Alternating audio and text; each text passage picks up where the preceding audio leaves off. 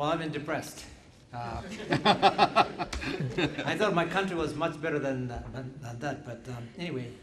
The 2005, only a few years ago, Japan became the #1 in terms of the aging, and the proportion of 65 and over is more than 20%, which is the highest in the world right now.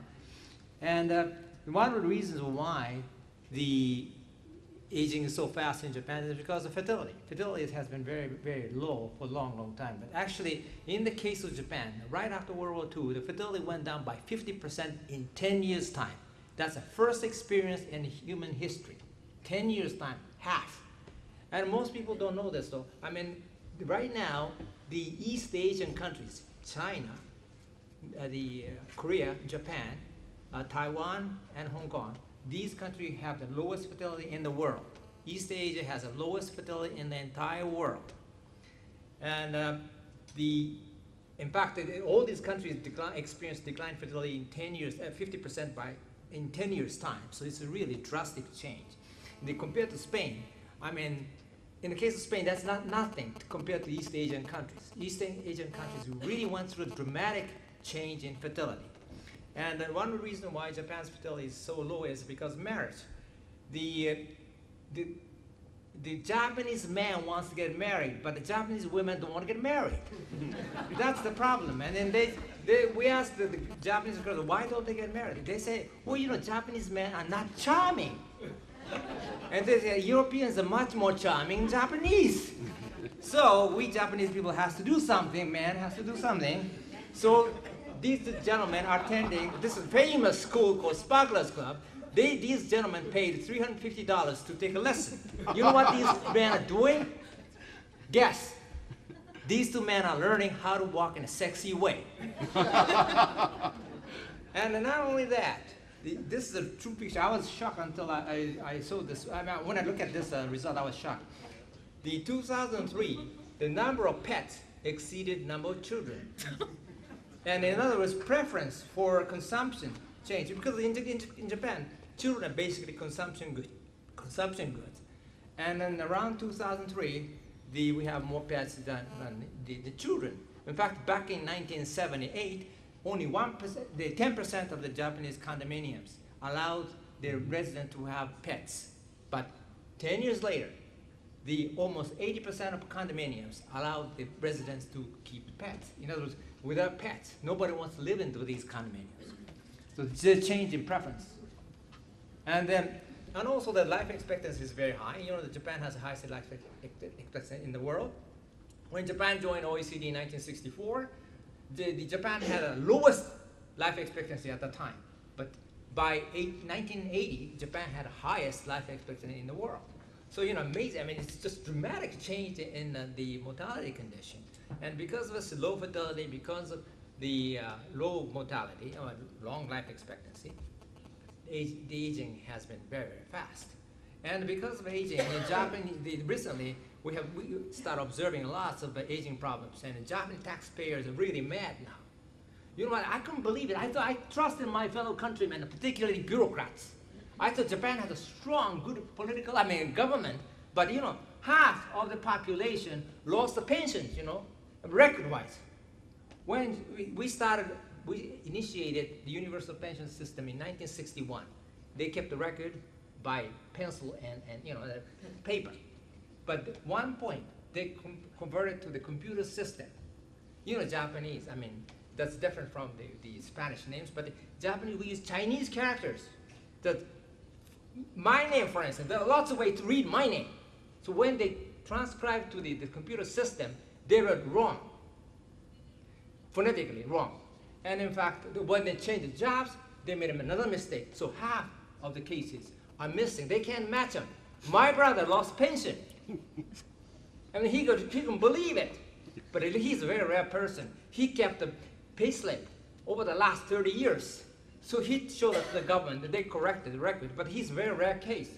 Who keeps a record, I mean, the payslips for the 30, 40 years? So it's a big issue now that I think the current government might be kicked out, I mean, because of this serious issue. Singapore, they won't have more kids because to keep the pension going, they need more workers. United States, they're worried about, you know, the skyrocketing increase in the medical costs. And also, they're worried about a possibility that the stock market might melt down when the baby boom generation retire. And in recent past, there's an innovative approach to analyze some of these aging-related problems we call national transfer accounts. And the basic feature of a national transfer accounts is this: I think in banking field, so you must have heard this term called generational accounting. In the 1990s, the economists used this methodology to check the feasibility or sustainability of pension system in many countries. And this is basically public sector exercise. But we do more than that, not only government, but also the familial component, family and state together. And they're trying to measure the impact of population aging by using this approach. So also we assigned age factors into all over the places to capture the change in age structure in terms of pension and medical care and the family, household expenditure, so on and so forth. So the keys of age is everywhere in the system. And it's also consistent with national income account. And there are 25 countries in the world participating in this project. Spain is one of the most recent, newest addition to this project. And this is a graph. The red one is Japanese labor income, horizontal axis. Too bad I can't walk. The age, vertically, the monetary unit, million yen. And then we have private consumption profile, age profile, and also the private consumption profile. And then we call this Japan's most important graph. Why? Yeah. The consumption, the younger ones, babies, well, they don't make any money. They consume. So it's deficit. And then the workers, they make a lot of money. They consume some, but they have surplus. The elderly, again, deficit. So you have this kind of relationship. Then somehow deficit and surplus has to be adjusted through public and familial transfers or asset reallocations using savings, and, selling stocks and bonds, so on and so forth. And this is a real picture of Japan, 1984. The younger ones, well, you had a lot of, the deficit because of education, health, and so on and so forth. The older ones, not that bad, because in 1984, Japan's aging wasn't that bad. Not many elderly persons. But the middle one, the workers, they have lots of surplus. Okay, I'll go fast. Don't blink, okay? But pay attention to the older person's component. It's going to grow fast, okay? 1984, 89, 94, 99, 2004. You can see the impact of aging on the financing scheme, particularly the public transfer, pension and medical costs. And also, this is the key, the blue one. Blue one is a asset reallocation. Japanese elderly persons are quite rich. This is a key. This is actually the most important message I want to pass on to you. You think that aging is bad. Aging is very gloomy. My bottom line message, the point I'm really driving at today is that aging is not that bad. There's some positive aspect, which is a rapid accumulation of assets. Depending how you use it, your future will be completely different. That's my bottom line message. Okay, but not the older persons, the light green one is that the familial transfer. Japanese elder persons don't get much support from the help from the children. In fact, they give money to the grandson and their own kids. So in other words, elderly are not debts. They are great assets. They transfer, they get a lot of pension, but they give part of pension to the younger generations. That's what's happening in Japan, recent past. And this is Japanese elder's consumption. Well, never mind. Okay, how best do we accommodate the aging of a population? There are ways. You have to maybe retire later. And OECD trying to promote the idea of this live longer and work longer. And some of the countries trying to extend retirement age. That's one thing. The other one is the transfer program should be expanded so that the pension covers your expense, so on and so forth. But the third one is the funds and wealth. That's the point, the message strategy that I would like to sell to you. There are two demographic dividends derived from the age transformation. Probably nobody in this room has heard this term, demographic dividend. Okay, this is a quite new concept. Japan's age structure changes like this over the period of 75 years. And then first dividend is like this. When fertility goes down, you have less number of children, but labor force won't be affected. You have relatively the abundant labor force and less number of children, so you have one advantage. You have lots of workers and have relatively good savings. By combining these two factors, you can grow faster. And any country which experiences a decline in fertility will go through this, so this is purely an accounting effect. Any country, you have the same experience, you have the same effect. Second dividend is something else. Because you get richer because of first dividend, you start strengthening your social security system, better health system, better education, and then you live longer. Because you live longer, you save more. Your savings start increasing. And you buy bonds, stocks, and so on and so forth. Your wealth increases. That's what you call second dividend. And this is Japan's first dividend. Japan, as I said earlier, right after World War II, the fertility went down by 50% 10 years' time. So obviously, we got quite a rapid increase in first dividend. Back in, I think we had a first dividend between 1947, but ended 1979. So Japan's best time is gone. Well, that means he's right. Japan doesn't have any hope. I feel a bit depressed, but anyway. But for this particular seminar, I calculated Spanish case. I was shocked. Oh, no, before that. This is a second dividend of Japan. Second dividend. First dividend is bad. Okay, here. First dividend is gone, but second dividend, we still are positive. Savings is gone, but stocks we have accumulated is quite substantial. It's still growing positive. So Japan can take advantage of that, particularly around 2030. Right now it's not so good, but in 2030 it's going to go up again because second generation baby boomers will come into this retirement age, they start saving more. And so these age structure change can be translated into this accumulation of wealth, which is quite important, particularly in business like you. I mean, the banking sector should be aware of this impact. And then right now, 1999, Japanese elderly person have this much wealth. Light green one is financial assets. The green one is the real asset, housing and land, and also the yellow one is the pension, transfer benefits. At age 60, on the average, Japanese person has the $500,000. And so for couple, it's $1 million. If you put them together from age 60 to 90, it's going to be the 12.5 trillion US dollars, which is about 40% of Japanese national wealth. In other words, Japanese wealth is owned by the old persons. Depending how they spend the money makes a lot of difference. So accumulated wealth can be invested abroad. And then, so maybe this red one is Japanese first dividend. So Japanese dividend is gone now, but we have China. We have neighboring countries. Green one is China. China is still booming. I think with 2008, still positive. Green one is China.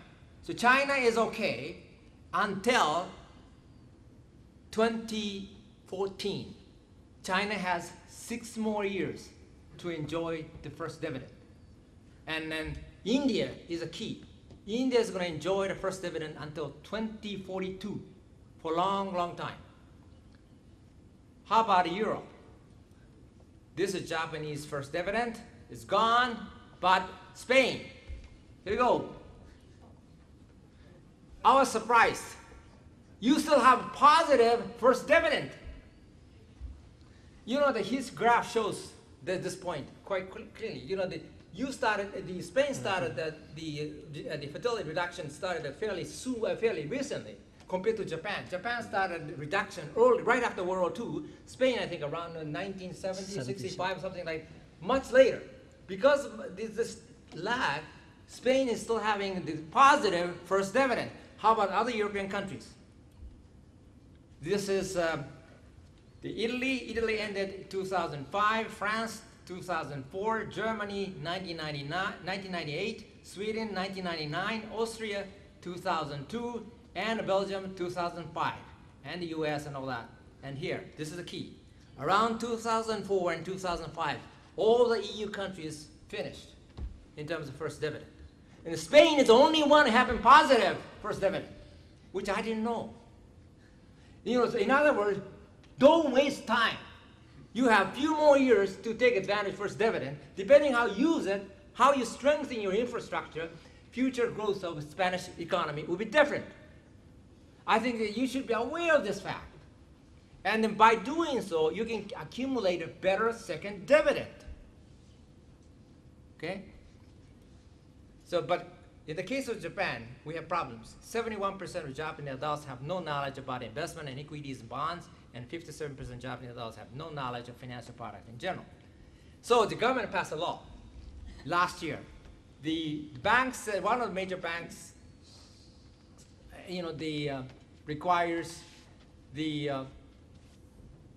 sellers, the salesmen, to demonstrate sufficient, unless they don't sell the product, unless the elderly person, 80 plus, demonstrate a sufficient knowledge of investment or accompanied by other family members at the time of the purchase. Another bank does different things, like when they sell the product to the customers age 70 plus, they explain at least twice what this product is about. And then the last one is another bank has, this is Mitsubishi, I think. It has recently begun visiting customers aged 90 plus once every 3 months. So to make sure that these elderly persons understand, and because there are so many senile demented cases. Speaking of senile demented cases, we have very serious problems in the prisons, because the aging of the prisoners in Japan is the highest in the entire world right now. You may not believe it, but the 60%, the 12% of the Japanese prisoners are 65 plus. And so they have to get hired nurses, doctors, and they prepare the different meals and so on and so forth. Anyway, putting this aside. Who look after future Japanese elderly persons in Japan? Family system is going down, and then value shift changes. This is interesting. This is the only data in the world. Okay, since 1950, this newspaper company, Inicia, has been asking the same question to the women of reproductive age below 50. Okay, are you going to rely on children for old age? Green one says, yes. Back in 1950, when Japan didn't have social security system, 2/3 of mothers said, yes, I'm going to rely on children. But after the universal pension scheme was introduced around 1962, then it started declining gradually over time. But we ask another question. Okay, you're not going to rely on children, but how about taking care of your parents? For a long time, Red One shows, the 80% of Japanese women of reproductive age said, yes, it's a good custom or natural duty, but all of a sudden, decline. Why? Because Japanese government changed the policy. Okay, we can't afford. So we give up the welfare state goal. We send all these patients or the sick elderly persons back home. So of course they call it in-home care. So the Japanese women said, hell no, that's the reason why this happened. And it's been consistent, it's falling all this time. And then the problem is, who is going to really look after us? The husbands living in Tokyo, 41% of the husbands living in Tokyo area feel something warm toward the wives. But only 19% of wives have the warm feeling toward husbands. So I don't know if I can really count on my wife. So if you can't, but the divorce rate's going up, and if you can't find, but a lot of men can't get married either. And 20% of men at age 50 living in Tokyo are still single. These men has to go to the matchmaking activity like this by paying $3,500 admission fee. They have 2 meetings a month like this, and to look for the prospective mate. Don't laugh, this is the truth. Here's immigration. Well, Japan is very conservative in terms of the immigration. Only 1% of the labor force are the foreigners, and it's been the same. But recently, there's a new development. Because of this economic partnership agreement, we finally starting from the July, 2 months from now, there are 400 nurses, 100 caregivers be coming from Indonesia, and plus we're making similar arrangement with Malaysia, Thailand, and the Philippines. And then, if you cannot get enough support, Hitachi and Toshiba and these electric companies are inventing these things. These are robotic suits. This is really great. If you're bedridden, we have so many bedridden cases. We have 3 million bedridden cases in Japan, among elderly persons. But if you wear this, you can walk down the steps like this. So it's very expensive right now, but I think by the time I get sick, I think I might be wearing this. I count on that. And then back in 1980, the Japanese government trying to send these Japanese elderly persons to abroad. We call it the Silver Columbia Plan. Of course, lots of countries didn't like the idea, that were rejected. But recently, the Japanese elderly persons who are rich wants to go for this the program called long stay program. They stay in foreign countries for several months and then enjoy the culture and enjoy meals, so on and so forth. And among Japanese elderly persons, Spain is number 7 most favorite country for enjoying their long stay. So you might be seeing the Japanese tourists with the robotic suits enjoying nice Spanish food.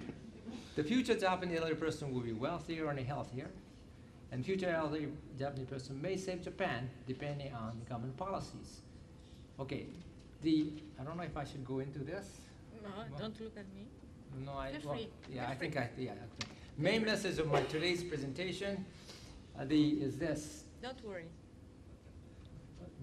That's not my message. Okay, this is I'm trying to explain to you this first and second dividend by using this graph. The pictures. The economic development sideways, and then with the economic development, the fertility goes down, and the mortality improves, and the age structure changes.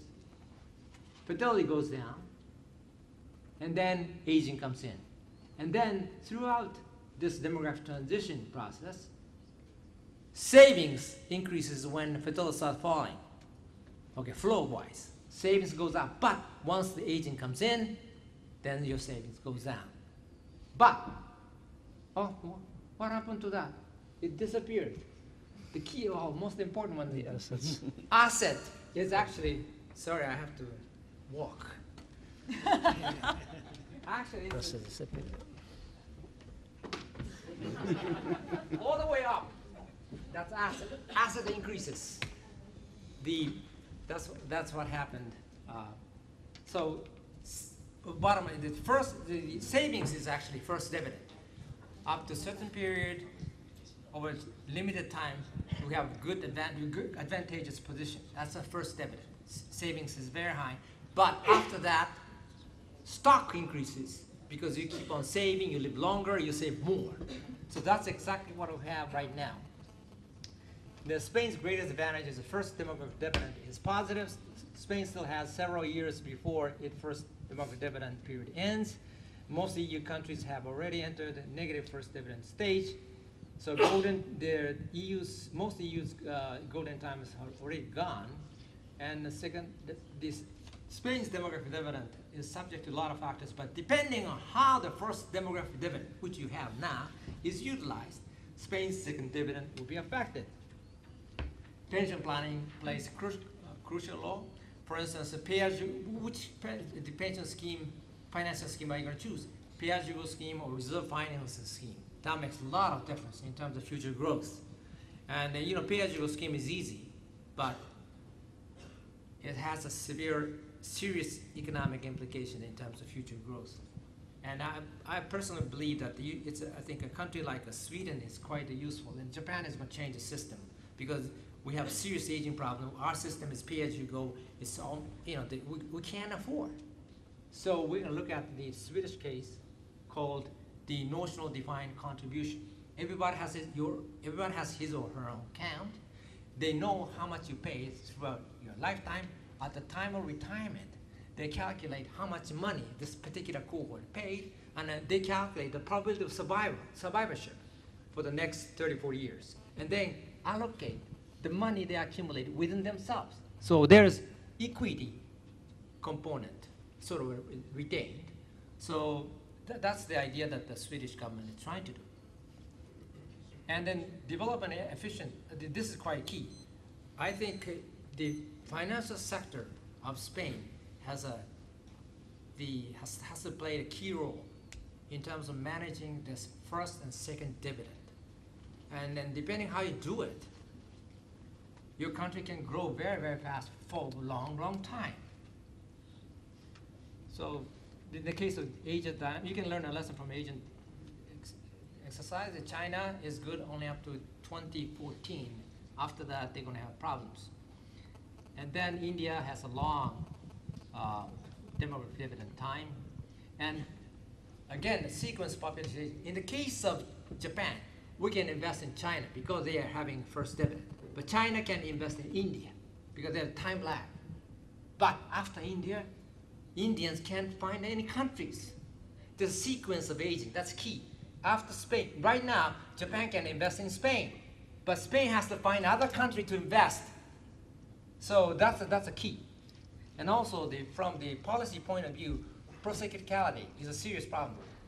Okay, a lot of people will put the money in Spain because Spain is booming. You have first dividend, but when amplitude of business cycle will be different because when the money comes, a lot of money comes. There's a huge boom. Once the economy goes wrong, all the money disappears all of a sudden.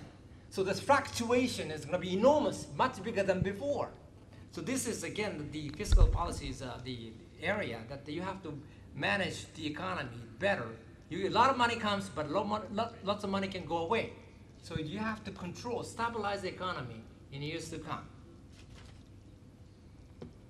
This is never mind. I think the Chamber of Commerce in Tokyo has 8 keywords to increase the sales to the elderly persons. They are basically luxurious, high quality. They like high quality stuff, so they're basically comfortable. So also they need individual service, one-to-one. And also they're also interested in talking about the good old days, and so they're trying to sell something which remind them of the good old days and blah blah, these things. And then if you keep these letters and you go the word concierge, I think that's the Japanese weekly economist said that 5 strategic guidelines for businesses. Actually, banking does, the pamphlets you have, I think you have, they have very interesting examples, which I learned a lot from reading that. So I recommend you to read that after today's seminar, I think. Basically, I mean, what I'm trying to show is basically all in there.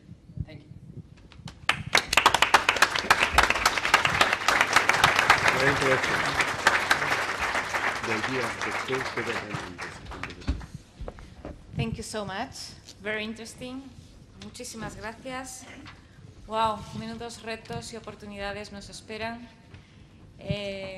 Para obtener el resumen de este grupo de expertos internacionales de la talla que acabamos de ver, basta con descargarse la publicación, que es gratuita desde nuestra página web. Y ahora pasamos al turno de preguntas y debate.